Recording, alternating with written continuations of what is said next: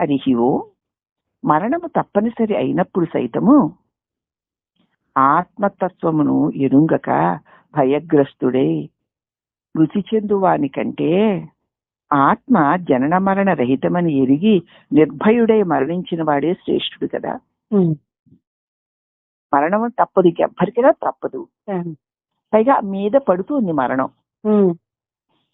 అప్పుడు ఆత్మతత్వము తెలుసుకోని వాడు భయగ్రస్తుడే చచ్చిపోతాడు. తప్పదు. భయంతో అయ్యబాబోయ్ అంబాబోయ్ చచ్చిపోతున్నానని భయంతో అయినా మృత్యువు తప్పదు. అలాగ మృతి చెందేవాడి కంటే నేను ఆత్మస్వరూపాన్ని, నాకు జనన మరణాలు లేవు అని ఎరిగి నిర్భయుడై శరీరమును విడిచిన వాడు గొప్ప శ్రేష్ఠుడు. ఇట్టి జ్ఞానమును ఒక్క బ్రహ్మ విద్య మాత్రమే ప్రసాదిస్తుంది. కనుక ఐహికముగా సుఖమయమైన జీవనమును గడుపుటకు కూడా, నువ్వు ఐహిక సుఖాలతో జీవితాన్ని గడపడానికి కూడా అధ్యాత్మ విద్య ఎంతో సహకరిస్తుంది.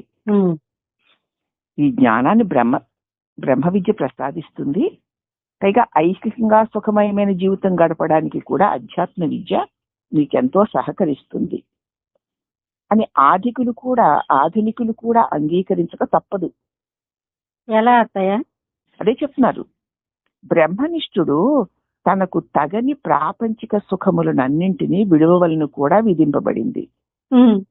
ప్రాపంచిక విద్యల చేత ధనప్రాప్తి కలుగుతుంది, భౌతిక సుఖము కూడా కలుగుతుంది. అయినను హృదయ శుద్ధి, మనశ్శాంతి లోపిస్తుంది.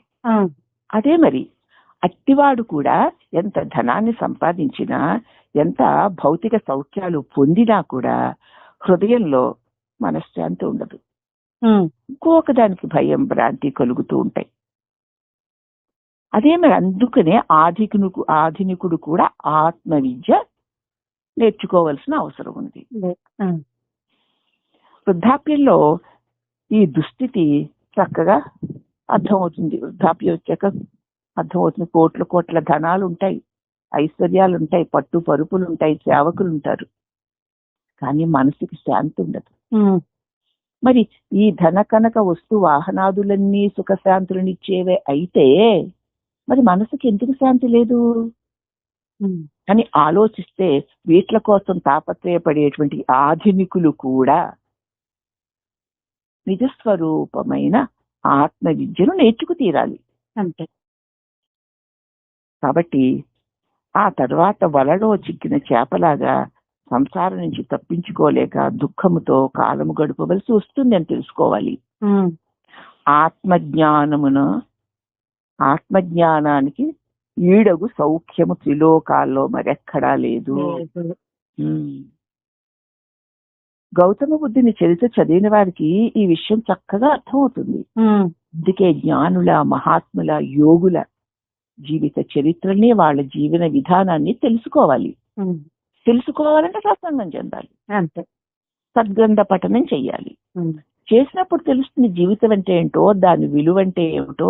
దీనికి జీవితానికి, ఈ జీవన విధానంలో దుఃఖరహితమైన స్థితిని పొందడానికి చెందవలసింది ఆత్మవిద్యే, నేర్వవలసింది ఆత్మవిద్యే అని తెలుస్తుంది. సర్వకామనారహితుడగు వాని సుఖము సార్వభౌముడి సుఖము కంటే గొప్పదని శాస్త్రాలు చెప్తున్నాయి. ఒక్క కోరిక లేదు అతడికి. అతడి సుఖము సార్వభౌమునకు కూడా లేదు. ఎక్కడి నుంచి వస్తుందమ్మా? అదే ఉండదు. భౌతిక విషయాల్లో లేదు కదా. లేదు. కోరికలే మనకి దుఃఖానికి కారణాలు అవుతున్నాయి. ఒక్క కోరిక లేదు. అట్టి వాడికి ఏ భయభ్రాంతులు లేవు. అట్టి సుఖం సార్వభౌముడికి కూడా ఉండదని తెలుసుకో. కోరికలు లేని మనస్థితే దుఃఖరహితమైన స్థితి అని చెప్తున్నారు. పూర్వకాలం నుంచి కూడా లోకంలో బ్రహ్మవేత్తలకి గల పూజ్యత మరి ఎవరికీ లేదు కదా. ఎప్పుడైనా అనాది కాలం నుంచి కూడా బ్రహ్మవేత్తలకి ఉన్నంత గౌరవము, పూజ్యత మరెవ్వరికీ ఉండవు. చక్రవర్తి అయినా అటువంటి బ్రహ్మవేత్తకి శరణాగతి పొందవలసిందే. ఆ, ఇప్పుడు కూడా అంతే కదా. అవును ఇప్పటికి కూడా. పెద్ద పెద్ద పదవుల్లో ఉన్న వాళ్ళు కూడా ఒక జ్ఞాని పాదాల మీద వాలుతున్నారు కదా. వాడుతున్నారు. ఇంకో వశిష్ఠ యాజ్ఞవల్క విశ్వామిత్రాదులకు బ్రహ్మజ్ఞులను పూర్వ నరపతులు ఎందరో గౌరవంతో పూజించారు. ఉమ్, ఈ ఆధునిక యుగమందు శ్రీ రామకృష్ణ, వివేకానంద, రామతీర్థ, భగవాన్ శ్రీ రమణులు వారి పవిత్ర చరిత్రలు ప్రజల చేత ఎంతగానో ఆరాధింపబడుతున్నాయి. అవును.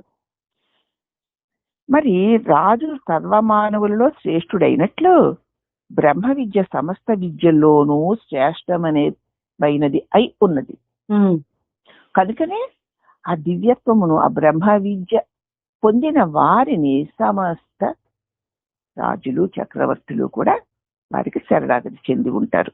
ఉమ్, కామ తస్కరాది బాహ్య లౌకిక బాధల నుంచి రక్షించువాడు రాజు. క్షామము అంటే దరిద్రం, బాధల్లో ఉన్నారు ఉమ్, రాజ్యంలో ఉన్న వాళ్ళని అలాగే దొంగలు పడకుండా పహరాలు పెట్టించి లౌకిక బాధల నుంచి రాజు ఏమైనా రక్షించగలడేమో ఎంతో కొంత. కానీ కామ క్రోధాది మానసిక దుఃఖాల నుంచి రక్షించినది ఒక బ్రహ్మ విద్యయే. అంతే. ఈ లోపల క్రోధాది మానసిక దుఃఖాల నుంచి నిన్ను ఏ రాజు, ఏ చక్రవర్తి కూడా రక్షించలేడు. అవును. బాహ్యమైన వాటికి ఏదో ఆకలిగా ఉన్నవాడికి అన్నం పెట్టడము, బట్టలు లేని వాడికి బట్టలు తేవడం, ఇల్లు లేని వాడికి ఇల్లు కట్టించడం, నీళ్లు లేకపోతే నూతులు తవ్వించడం, ఇలాంటివన్నీ రాజు చక్రవర్తి చేయొచ్చేమో అంతవరకే. కానీ కామక్రోధాది మానసిక దుఃఖాల నుంచి రక్షించలేడు. అలాగా రక్షించేది బ్రహ్మ విద్య మాత్రమే. రాజుల రహస్యాలు ఆంతరంగికులకు అమాత్యులకే తెలియను కదా. రహస్యాలన్నీ కూడా ముఖ్యమంత్రుడికి తెలుస్తాయి. అలాగే బ్రహ్మ విద్య యొక్క పరమ రహస్యము అనుష్ఠానవంతులైనటువంటి దైవగుణ సంపన్నులైన విశుద్ధ హృదయులకి మాత్రమే గోచరిస్తాయి.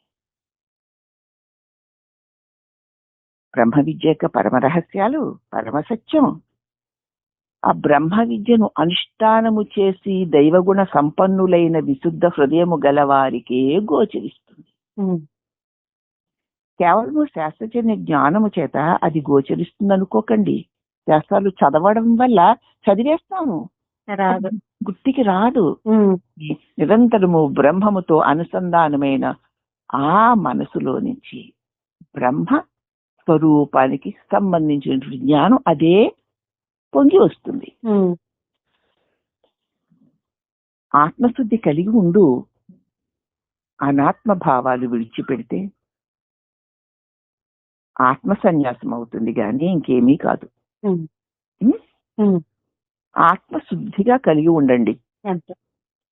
అనాత్మ భావములను విడిచిపెట్టుటయే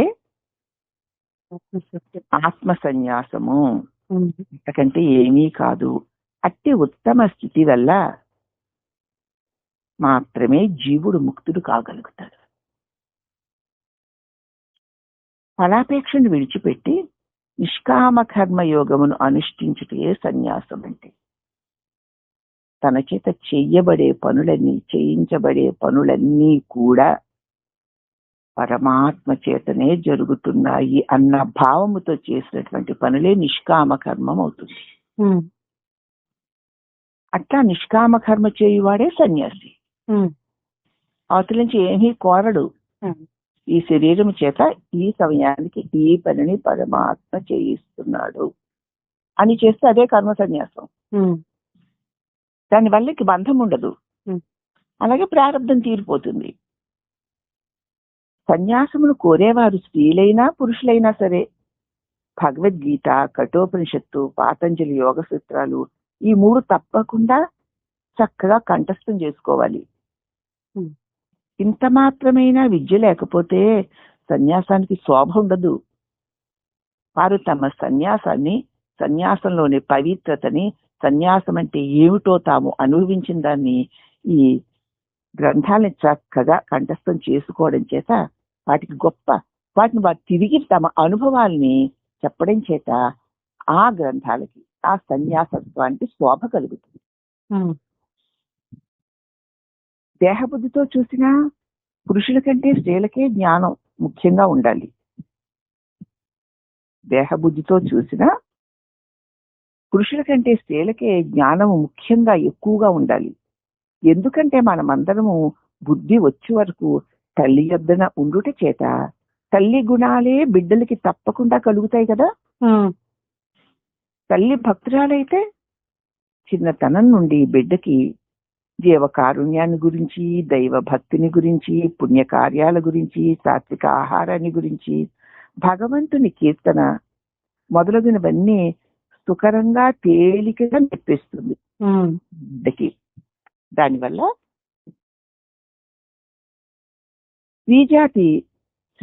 ఒక్క స్త్రీ జ్ఞానవతి అయితే పురుషుని జన్మము సులభముగా సఫలమైపోతుంది. లేకపోతే దానికన్నా నరకము పురుషుడికి మరొకటి లేదు. కాబట్టి ఒక్క స్త్రీ జ్ఞానవతి అయితే ఆ కులమెల్లా శాంతిపూర్వక జీవితాన్ని గడపగలుగుతారు అని శ్రీ స్వాముల వారి యొక్క దివ్య ప్రబోధలు, అంటే సత్సంగంలో సత్పురుషులు సద్గురువులు చెప్పినటువంటి ఈ మహావాక్యాలని మనం శ్రద్ధతో విని మన జీవిత పరమార్థాన్ని గుర్తెరిగి మన నడవడిని మనం ఎలా మార్చుకోవాలి, ఎలా మార్చుకుంటే, ఎలా నడిస్తే మన జీవితం ఆనందమయంగా ఉంటుందో వారు నడిచి చూపిస్తారు గనక సత్పురుషుల సాంగత్యంలో సత్సంగంలో ఎవరు ఉండడానికి ఆసక్తులై ఉంటారో వారి జన్మ తప్పకుండా ధన్యమవుతుందని సద్గురువు యొక్క ప్రబోధని మనకి అందించారు. ఈ అందించిన దాన్ని మళ్ళీ మననం చేసుకుంటూ మనందరం పంచుకోగలుగుతున్నందుకు, దాన్ని ఆచరించగలిగితే వాళ్ళు ఎలా ధన్యులవుతారో తెలిసింది గనక మనం శ్రద్ధగా మన జీవితాన్ని చక్కగా తీర్చిదిద్దుకొని దుఃఖం లేని స్థితిని పొందుదుముగాక. సద్గురువులందరి ఉపదేశము మనకి నిండుగా ఉంది గనకనే ఈ రోజు మనకి ఇది అందింది. కాబట్టి సద్గురుదేవా నమో నమః.